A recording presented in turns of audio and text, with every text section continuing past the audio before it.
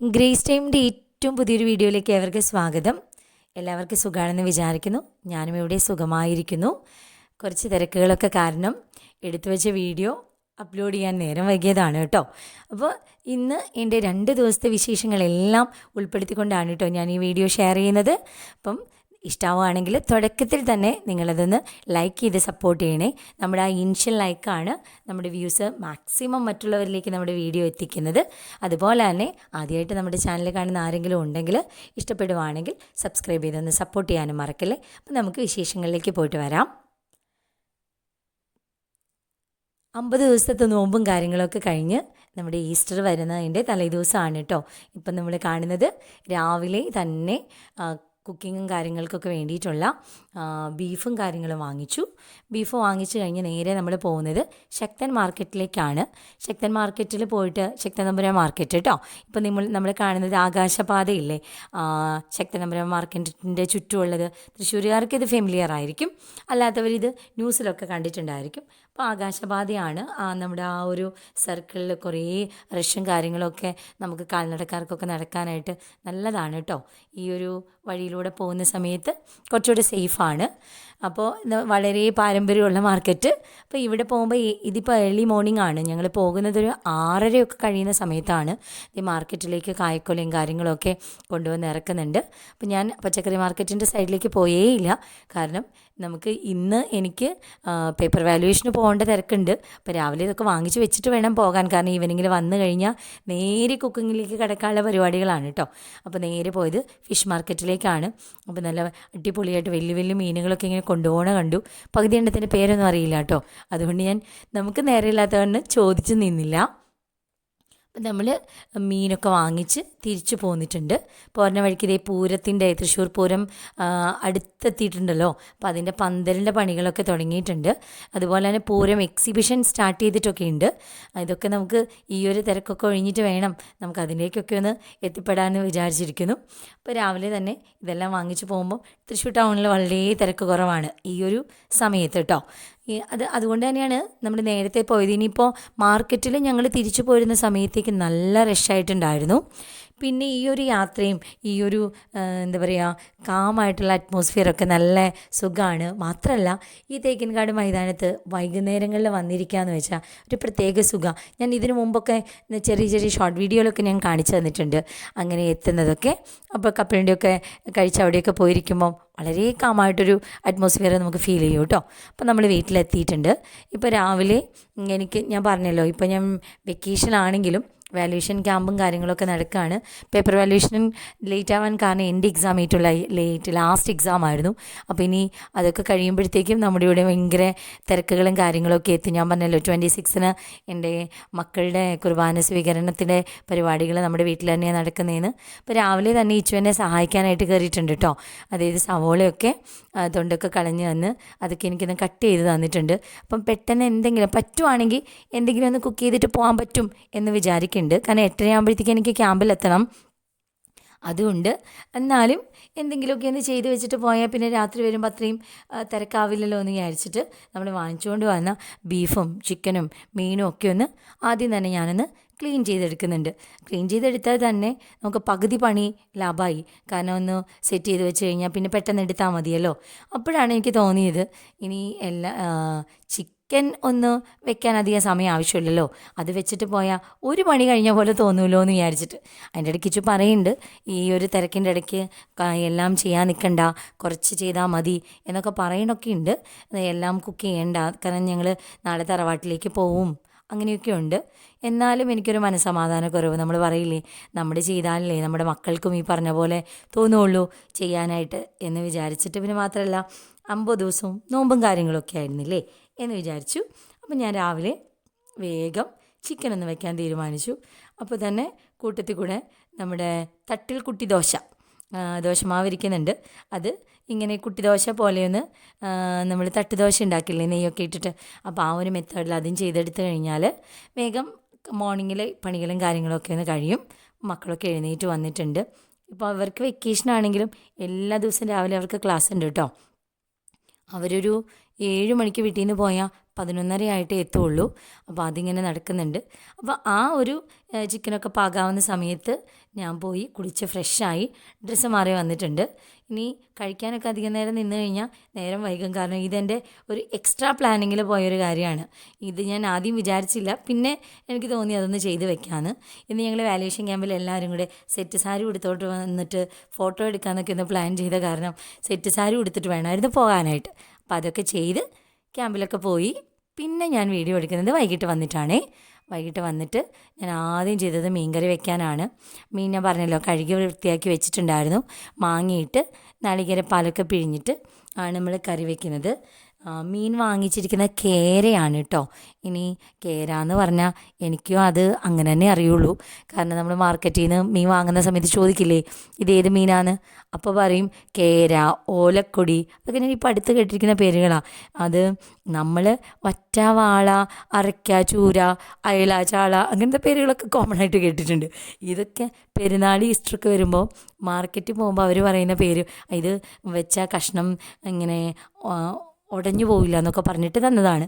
ചിലപ്പോൾ ഇത് സ്ഥിരമായിട്ട് വെക്കുന്ന ആൾക്കാരുണ്ടാവും കേട്ടോ. നമുക്കറിയാത്ത കാരണമാണ്. ചിലപ്പം ബാക്കിയുള്ളവർക്കൊക്കെ ഇത് സ്ഥിരം ഫെമിലിയർ ആയിട്ടുള്ള പേരുകളാവാം.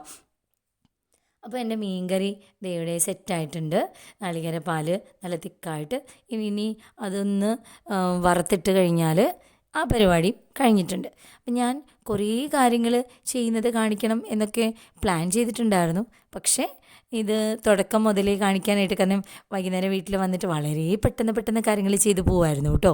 കാരണം ഇന്ന് ക്യാമ്പ് എനിക്ക് പെസാവ്യാഴത്തിൻ്റെ ക്യാമ്പുണ്ടായിരുന്നു. ദുഃഖ വെള്ളിയാഴ്ച മാത്രമേ അവധി ഉണ്ടായിരുന്നുള്ളൂ. പിന്നെ ദുഃഖ ശനിയാഴ്ച ക്യാമ്പ് ഉണ്ടായിരുന്നു. ദുഃഖ ശനിയാഴ്ച വൈകുന്നേരമായിരുന്നു അത്. പിന്നെ പിറ്റേ ദിവസം ഈസ്റ്റർ ആണല്ലോ. ഈസ്റ്റർ കഴിഞ്ഞ് പിറ്റേ ദിവസം ക്യാമ്പുണ്ട്. ഇതിപ്പോൾ ഞങ്ങൾ പാതിരാ കുർബാനയ്ക്ക് പോകാനുള്ള തുടക്കമാണ്. ഇതിപ്പോൾ സമയം ഒരു 11:15 കഴിഞ്ഞിട്ടുണ്ട് രാത്രി. കാരണം പാതിരാ കുർബാന 11:30-ക്കാണ്. അപ്പോൾ മക്കളാണെങ്കിൽ ഉറക്കം വരാതെയൊക്കെ അവരുറങ്ങാതെയൊക്കെ ഇരുന്നു. അപ്പം ഞങ്ങൾ ഒരു കട്ടൻ ചായയൊക്കെ കുടിച്ചിട്ടാണ് പള്ളിയിലേക്ക് പോണത്. പള്ളിയിൽ കുർബാനയ്ക്ക് എത്തുമ്പോഴത്തേക്കും ഉയർപ്പിൻ്റെ കുർബാനയ്ക്ക് നല്ല തിരക്കുണ്ടായിരുന്നു കേട്ടോ. അപ്പോൾ ഉയർപ്പ് കുർബാനയൊക്കെ കഴിഞ്ഞു. അങ്ങനെ നമുക്ക് പള്ളിയിൽ തന്നെ നോമ്പ് തുറക്കലും കാര്യങ്ങളൊക്കെ ഉണ്ടായിരുന്നു. നോമ്പ് തുറക്കൽ എന്ന് വെച്ചാൽ എല്ലാവർക്കും വട്ടയപ്പവും ബീഫ് കറിയൊക്കെ ആയിരുന്നു കേട്ടോ നോമ്പ് തുറ സ്പെഷ്യലായിട്ടുണ്ടായിരുന്നത്. അപ്പോൾ പുലർച്ചെ തന്നെ, അതിപ്പം നമ്മുടെ കുർബാന കഴിയുമ്പോൾ സമയം ഒരു 1:30 ആയിരുന്നു കേട്ടോ. 1:30-ക്ക് തന്നെ അതൊക്കെ ഒന്ന് കഴിഞ്ഞിട്ടുണ്ട്. ഇനി ഞാൻ കാണിക്കുന്നത് ഈസ്റ്ററിൻ്റെ അന്ന് രാവിലെയാണ് കേട്ടോ. ഈസ്റ്ററിൻ്റെ അന്ന് രാവിലെ നമ്മൾ കുറച്ച് ബ്രെഡ്, അച്ചുറൊട്ടി വാങ്ങാനാണ് ഇഷ്ടം. ഇങ്ങനെ കട്ട് ചെയ്യാത്ത ബ്രെഡിൻ്റെ പീസില്ലേ, ആ അച്ചുറൊട്ടി വാങ്ങുന്നത് കഴിക്കാനാണ് കേട്ടോ എനിക്കൊരു സ്പെഷ്യൽ ഇഷ്ടം അതാണ്. പക്ഷേ എന്നാലും നമ്മൾ ഈസ്റ്ററിന് കള്ളപ്പം അല്ലെങ്കിൽ പാലപ്പം, വട്ടയപ്പം, അപ്പം അങ്ങനത്തെ ഏതെങ്കിലും ഒരെണ്ണം മസ്റ്റാന്ന് പറയില്ലേ. അപ്പോൾ അതുകൊണ്ട് ഞാൻ എന്തായാലും അപ്പം വെള്ളയപ്പം ഉണ്ടാക്കാമെന്ന് വിചാരിച്ചിട്ടുണ്ട്. അതുപോലെ തന്നെ വെള്ളയപ്പം രാവിലെ, പിന്നെ അതുപോലെ തന്നെ കുറച്ച് ബ്രെഡും കാര്യങ്ങളും ഉണ്ട്. അപ്പോൾ രണ്ടും കൂടെ മിക്സ് ചെയ്തിട്ടാണ് കേട്ടോ ഇന്ന് രാവിലെ ബ്രേക്ക്ഫാസ്റ്റ് സെറ്റ് ചെയ്യുന്നത്.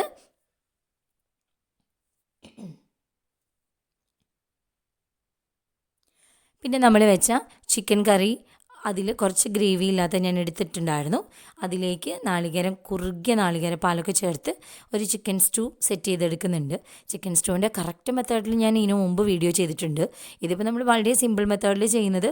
നല്ല തിക്കായിട്ടുള്ള ഗ്രേവിയും ഒക്കെ എടുത്ത് നല്ല കുറുകിയ നാളികേരപ്പാൽ ചേർത്ത്, പിന്നെ അതിലേക്ക് നമ്മൾ ഒന്ന് വറുത്തിട്ട് കഴിയുമ്പോൾ സെറ്റാവുന്നത്. വറുത്തിടാന്ന് വെച്ചാൽ അതിലേക്ക് നെയ്യിൽ മൂപ്പിച്ച് കശുവണ്ടിയും അല്ലെങ്കിൽ അണ്ടിപ്പരിപ്പ് മുന്തിരിയൊക്കെ ഇട്ട് കഴിയുമ്പോൾ അത് പക്ക നമുക്കൊരു സ്റ്റൂവിൻ്റെ ടേസ്റ്റിൽ കിട്ടും കേട്ടോ. ഇനി ആ സമയം കൊണ്ട് ഞാൻ ബീഫ് ഉണ്ടാക്കിയത് നിങ്ങളെ കാണിക്കാൻ വിട്ടുപോയതാണ് കേട്ടോ.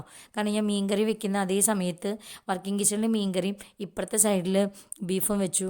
ആ സമയത്ത് എനിക്ക് വീഡിയോ എടുക്കാനായിട്ട് ആരും ഉണ്ടായിരുന്നില്ല. അപ്പോൾ ഞാൻ ഒരു സ്ഥലത്ത് മാത്രം വെച്ചിട്ട് അങ്ങനെ വേഗം കാര്യങ്ങൾ ചെയ്ത് പോവുക ചെയ്തത്. അപ്പോൾ ഞാൻ ബീഫ് നാളികേര കൊത്തിട്ടിട്ടാണ് ഉണ്ടാക്കിയത്.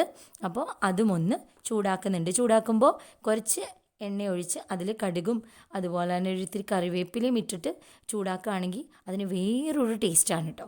എനിക്ക് ഭയങ്കര ഇഷ്ടമാണ്. എൻ്റെ ഒരു ഫേവറേറ്റ് ആയിട്ടാണെന്ന് പറയാം. ഇങ്ങനെയാവുമ്പോൾ നല്ല ഡ്രൈ റോസ്റ്റും ആണ്, എന്നാൽ അതിനൊരു വേറൊരു ടേസ്റ്റും ആണേ.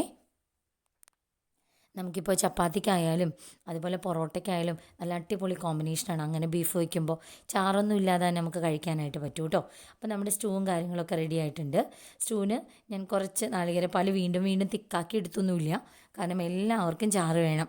ബ്രെഡ് ഒഴിക്കുന്നവർക്കൊക്കെ കുതിർത്തി വേണമെന്നൊക്കെ പറയും. അപ്പം ഞാൻ ഉള്ളത് കൊണ്ട് ഇപ്പോൾ രാവിലെ ഇത്രയും കാര്യങ്ങൾ അവസാനിപ്പിക്കുകയാണ്. ഞാൻ പറഞ്ഞല്ലോ ലഞ്ചിന് ഞങ്ങളിവിടെ ഇല്ല. അപ്പോൾ തറവാട്ടിലേക്കാണ് പോണത്. ഇപ്പോൾ രാവിലെ തന്നെ വേണ്ട കാര്യങ്ങൾ മാത്രം ഒന്ന് ചെയ്തെടുത്തു എന്ന് മാത്രം. അപ്പോൾ നമ്മുടെ ബീഫും കാര്യങ്ങളൊക്കെ ഒന്ന് ചൂടായി വന്നിട്ടുണ്ട്. ഇനി നമുക്ക് നോമ്പ് എടുക്കുമ്പോൾ നമ്മൾ ചിക്കൻ, ബീഫ്, മീനും ഒക്കത്തിന് നോമ്പാണല്ലോ. അപ്പോൾ രാവിലെ തന്നെ നോമ്പിന് ഭക്ഷണം കഴിക്കുന്ന സമയത്ത് നമ്മൾ എല്ലാതും ഒന്ന് കുറേശ്ശെ കഴിച്ചു പോവുക. അങ്ങനെയാണ് സാധാരണയായി ചെയ്യുക. അതുകൊണ്ട് തന്നെ ഞാനൊന്ന് മീൻ വറുത്തെടുക്കുകയാണ് കേട്ടോ. മീന് വേണ്ടിയിട്ട് മീൻ വറുക്കാനായിട്ട് വറ്റയും വാങ്ങിച്ചിട്ടുണ്ട്, അതുപോലെ തന്നെ വാളയും വാങ്ങിച്ചിട്ടുണ്ട്. ഇത് ഞാൻ രണ്ടായിട്ട് തന്നെയാണ് കേട്ടോ ഈ മാരിനേറ്റ് ചെയ്ത് വെച്ചിട്ടുണ്ടായിരുന്നത്.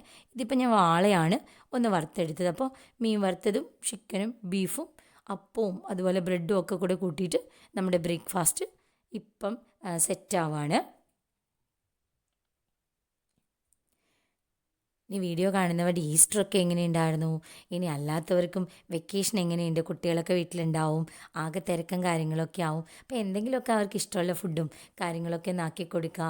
അതിപ്പോൾ നമ്മൾ എത്ര തിരക്കാണെങ്കിലും, ഞാൻ പറഞ്ഞല്ലോ ഈ ദിവസങ്ങളിലൊക്കെ ഞാൻ നല്ല ടൈറ്റ് ഷെഡ്യൂളിലാണ് പോയിക്കൊണ്ടിരിക്കണേ. അപ്പോൾ ഞാനിപ്പോൾ കൊഴുക്കട്ട ശനിയുടെ അന്ന് വീട്ടിൽ വരുന്ന സമയത്ത് ഞാൻ വിചാരിച്ചിട്ടുണ്ടായിരുന്നു കൊഴുക്കട്ടയൊക്കെ വാങ്ങിക്കുന്ന ഒരുപാട് പേരെ കാണുന്നുണ്ട്, എന്നാലും എങ്ങനെയാണ് വാങ്ങുക, ഉണ്ടാക്കാം എന്ന് വിചാരിച്ചിട്ട് ഞാൻ ഉള്ള സമയം കൊണ്ട് വളരെ കുറച്ചൊരു 4-5 കൊഴുക്കട്ട ഉണ്ടാക്കി എല്ലാവരും കൂടി വൈകിട്ട് കഴിച്ചപ്പോൾ അതിന് വേറൊരു ഫീലായിരുന്നു. അപ്പം നമ്മൾ സമയം ഉണ്ടാക്കിയാൽ നമുക്ക് എല്ലാത്തിനും സമയം ഉണ്ടാവും. കാരണം നമ്മുടെ വേണ്ട സ്പെഷ്യൽ കാര്യങ്ങൾക്ക് വേണ്ടി നമ്മൾ എങ്ങനെയായാലും സമയം കണ്ടെത്തില്ലേ. അപ്പം ഇങ്ങനെ കുറച്ച് കാര്യങ്ങൾ ഫാമിലിക്ക് വേണ്ടി നമ്മൾ ഒരുമിച്ച് നിൽക്കുമ്പോൾ അവർ നമ്മുടെ കൂടെ നിന്ന് കാര്യങ്ങളൊക്കെ ചെയ്യുമ്പോൾ എല്ലാം നടക്കുന്നേ. അപ്പോൾ നമ്മുടെ കാര്യങ്ങളൊക്കെ റെഡിയായി, ബ്രേക്ക്ഫാസ്റ്റൊക്കെ സെറ്റായി. മക്കളതെല്ലാം എടുത്ത് ഒന്ന് മേശപ്പുറത്തേക്കൊക്കെ കൊണ്ടുവന്ന് സെറ്റ് ചെയ്ത് തരുവാണേ. അങ്ങനെ അവരെയും കൂട്ടത്തിൽ അവർക്ക് വലിയ കാര്യങ്ങളൊന്നും ചെയ്ത് തുടങ്ങിയിട്ടില്ലെങ്കിലും അവരും കൂട്ടത്തിൽ ഇങ്ങനെയൊക്കെ ചെയ്യിക്കുമ്പോൾ നാളെ അവർ വലുതാകുമ്പോൾ അവരും ചെയ്യട്ടെ എന്നൊക്കെ വിചാരിച്ച് ചെയ്യിക്കണ. ചിലരൊക്കെ കമൻറ്റിൽ ചോദിക്കാറുണ്ട്, കുട്ടികളെ വിളിച്ചിരിങ്ങി ഇങ്ങനെയൊക്കെ അവരെ കൊണ്ട് ചെയ്യിക്കേണ്ട കാര്യമുണ്ടോ, എന്ന് ചോദിക്കുമ്പോൾ ചെയ്യാനുള്ളതിൻ്റെ മെയിൻ റീസൺ അവരൊക്കെ ചെയ്ത് പഠിച്ചാൽ തന്നെയല്ലേ പിന്നെ വലുതാകുമ്പോഴും അവർ ചെയ്യുള്ളൂ. അത്രയൊക്കെ തന്നെ ഉള്ളൂ. ചിലപ്പോൾ നമ്മൾ അവരെടുക്കുന്ന കാര്യങ്ങൾ നമ്മൾ വീണ്ടും പിന്നാലെ പോയി അത് വൃത്തിയാക്കേണ്ട കാര്യങ്ങളൊക്കെ വരും, അല്ലെങ്കിൽ നമുക്ക് ഇരട്ടി പണിയെടുക്കേണ്ട കാര്യങ്ങളൊക്കെ വരും. എന്നാലും ചെയ്യേണ്ട പ്രായത്തിൽ പറ്റുന്ന ഉത്തരവാദിത്തങ്ങളൊക്കെ ഏൽപ്പിക്കുകയാണെങ്കിൽ അത് വളരെ നല്ലതാണ്. അതിപ്പോൾ ഒറ്റ കുട്ടിയായാലും 2 കുട്ടിയായാലും നമുക്കിപ്പോൾ അതൊരു ബുദ്ധിമുട്ടായി മാറുമെന്ന് തോന്നിയാലും അത് ചെയ്യുക. അല്ലെങ്കിൽ നമ്മൾ ചെയ്യുമ്പോൾ അടുക്കളയിലൊന്ന് കൂടെ നിർത്തുക, കാണുക, കണ്ട് ചെയ്യട്ടെ എന്ന് വിചാരിക്കുക. അത് ഞാൻ എൻ്റെ ഒരു പേഴ്സണൽ ഒപ്പീനിയൻ പറഞ്ഞു എന്നേ ഉള്ളൂ. ഓരോരുത്തർക്ക് ഓരോ തരത്തിലാവും കേട്ടോ ഒപ്പീനിയനൊക്കെ ഉണ്ടാവുക. അപ്പോൾ ഞങ്ങൾ മോർണിംഗ് ബ്രേക്ക്ഫാസ്റ്റ് ഞങ്ങളെല്ലാവരും കൂടി ഒരുമിച്ചിരുന്ന് കഴിച്ചു. അമ്മച്ചി എൻ്റെ കൂടെ. മമ്മീനൊക്കെ വീഡിയോയിൽ കാണിച്ചിട്ടില്ല എന്നൊക്കെ ഇടയ്ക്കിടയ്ക്ക് പറയുമ്പോൾ ഞാൻ ഇന്ന് കാണിച്ചു കേട്ടോ. അതേ ഞങ്ങൾ ഒരുമിച്ചിരുന്ന് തന്നെയാണ് എല്ലാ സമയവും ഭക്ഷണം കഴിക്കുക. ചില സമയത്ത് ഇങ്ങനെ നമുക്കെപ്പോഴും മമ്മിക്ക് ഇങ്ങനെ ആയാലും വീഡിയോയിൽ വരുന്നതിന് ഇങ്ങനെ പെട്ടെന്ന് കാര്യങ്ങൾ റെഡിയാവലും കാര്യങ്ങളൊന്നും ഉണ്ടാവില്ലല്ലോ, അതുകൊണ്ടാണ് കേട്ടോ. അപ്പം ഞാൻ ചില സമയത്തൊന്നും കാണിക്കാതിരിക്കണേ. ഇനിയിപ്പോൾ നമ്മൾ നേരെ ഇരിങ്ങാലക്കുടയ്ക്ക് പോവാണ്. ഇരിങ്ങാലക്കുടിയാണ് ഹസ്ബൻഡിൻ്റെ വീട്. നമ്മുടെ വീഡിയോ തുടക്കം മുതൽ കാണുന്ന എല്ലാവർക്കും ആ വീഡിയോ ഫെമിലിയർ ആയിരിക്കും. പക്ഷേ ഇപ്പോൾ കുറച്ച് നാളായിട്ട് നമ്മുടെ യാത്രകളൊക്കെ കുറവായത് കാരണം, അല്ലെങ്കിൽ പോണ സമയത്ത് വല്ലപ്പോഴും അല്ലേ പോകുമ്പോൾ ഓടിപ്പോയിരിക്കുന്ന സമയത്ത് വീഡിയോ എടുക്കാനൊന്നും പറ്റാറില്ല. അപ്പോൾ കാണലും കുറവായിരിക്കും. അപ്പോൾ ഇന്ന് എന്തായാലും നമ്മൾ വീഡിയോ എടുത്ത കാരണം അവിടെയും പറ്റുവാണെങ്കിൽ വീഡിയോയിൽ ഉൾപ്പെടുത്താമെന്നൊക്കെ വിചാരിച്ചിട്ടാണ് കേട്ടോ. അപ്പോൾ ഞങ്ങൾ ഇറങ്ങുകയാണ്. ഇപ്പോൾ ഒരു സമയം കൂടി വന്ന ഒരു 10 മണിയായിട്ടുണ്ടാവുള്ളൂ. അപ്പം ഞങ്ങൾ ഇനി പോയിട്ട് വരാം. ഇതിപ്പോൾ ഓൺ ദ വേ ആണ്. ഈസ്റ്ററിൻ്റെ വിഷ് എന്താ പറയുക, നമ്മൾ പറയില്ലേ ഈസ്റ്ററിനെ വിളിച്ചവരോട് വിഷ് ചെയ്യൽ, തിരിച്ച് വിഷ് ചെയ്യൽ എന്നല്ലേ നിങ്ങൾ വിചാരിക്കണേ. അതൊക്കെ മെസ്സേജ് കഴിഞ്ഞു.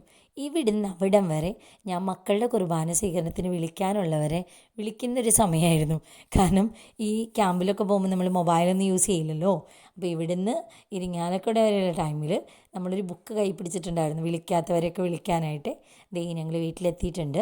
നമ്മുടെ ശരിക്കും പറഞ്ഞാൽ ഇരിങ്ങാലക്കുട പോലീസ് സ്റ്റേഷന് നേരെ ഓപ്പോസിറ്റാണ് ഹസ്ബൻഡ് വീട്. റോഡ് സൈഡ് തന്നെയാണ്. അവിടെ അനിയൻ്റെ മക്കളുണ്ട്. ഇവരെ മക്കളെ രണ്ടുപേരെയും കാണാനുള്ള ഒരു ആവേശത്തിന് ഓടി വന്നതാണ് കേട്ടോ അവർ 3 പേരും. ഇനി ഇവിടെ കളി മേളാങ്കാണ്. നമ്മൾ പറയില്ലേ കുട്ടിക്കാലത്തിൻ്റെ ആവേശങ്ങളൊക്കെ തറവാട്ടി വരുമ്പോൾ വല്ലാത്തൊരു ഫീലാണ്. ഈ വീടിൻ്റെ പ്രത്യേകത ശരിക്കും ഫ്രണ്ട് സൈഡിൽ പക്ക ടൗണല്ലേ, ബാക്ക് സൈഡിൽ ഇങ്ങനെ ഒരു ഗ്രാമത്തിൻ്റെ ഒരു പ്രതീതിയാണ്. പിന്നിൽ പണ്ടത്തെ ഒരു അടുക്കളയൊക്കെ ഉണ്ട്. അത് ഇവരുടെ സാധനങ്ങളും കാര്യങ്ങളൊക്കെ ആയിട്ട് നമ്മൾ വിറകടുപ്പൊക്കെ ആയിട്ട് അങ്ങനെ ഒരു ഫീലാണ് കേട്ടോ. അങ്ങനെ ഞങ്ങൾ ഉച്ചയ്ക്ക് എല്ലാവരും കൂടെ ഭക്ഷണം കഴിച്ചു. ഡാഡിയും മമ്മിയും ഞങ്ങളെല്ലാവരും ഉണ്ടായിരുന്നു. ഡാഡിയുടെ ഭക്ഷണം ആദ്യം കഴിഞ്ഞു. പിന്നെ ഞങ്ങളെല്ലാവരും ഒരുമിച്ച് ഭക്ഷണം കഴിക്കുകയാണ്. ഇലയിട്ട് ഭക്ഷണമൊക്കെ കഴിച്ച് വൈകുന്നേരം അവിടെ നിന്ന് ഇങ്ങോട്ട് തിരിച്ചുള്ള യാത്രയാണ്. തിരിച്ചു പോരുമ്പോൾ ഞങ്ങൾ ആറാട്ടുപുഴ കൂടിയിട്ടാണ് വരണേ. വലിയ ബ്ലോക്കും വഴിയും എന്താ പറയുക വഴിപ്പണികളും കാര്യങ്ങളൊക്കെ ആയ കാരണം ആറാട്ടുപുഴ കൂടിയിട്ടാണ് വന്നേ. അവിടെ ഒരു ആറാട്ടുപുഴ അമ്പലത്തിൻ്റെ ഭാഗമാണ് കേട്ടോ ഇത്. ഇതെനിക്ക് ഭയങ്കര ഇഷ്ടമുള്ള സ്ഥലമാണ്. മീൻസ് അപ്പുറത്തെ സൈഡ് ഇപ്പുറത്തെ സൈഡ് പാടം, സെൻറ്ററിൽ വഴി. ഇങ്ങോട്ട് നോക്കിയാൽ നമ്മൾ ഫേമസ് ആയിട്ട് കേട്ടിരിക്കുന്ന ആറാട്ടുപുഴ അമ്പലം, അതിൻ്റെ ഒരു ഏരിയ ആണ് കേട്ടോ പോണേ. അപ്പോൾ ഞങ്ങൾ തിരിച്ചുള്ള യാത്രയാണ്. അപ്പോൾ ഇതൊക്കെയാണ് ഈ ദിവസങ്ങളിലെ വിശേഷങ്ങൾ. അടുത്തൊരു വീഡിയോയുമായിട്ട് എത്രയും വേഗം കാണാം. Grace time.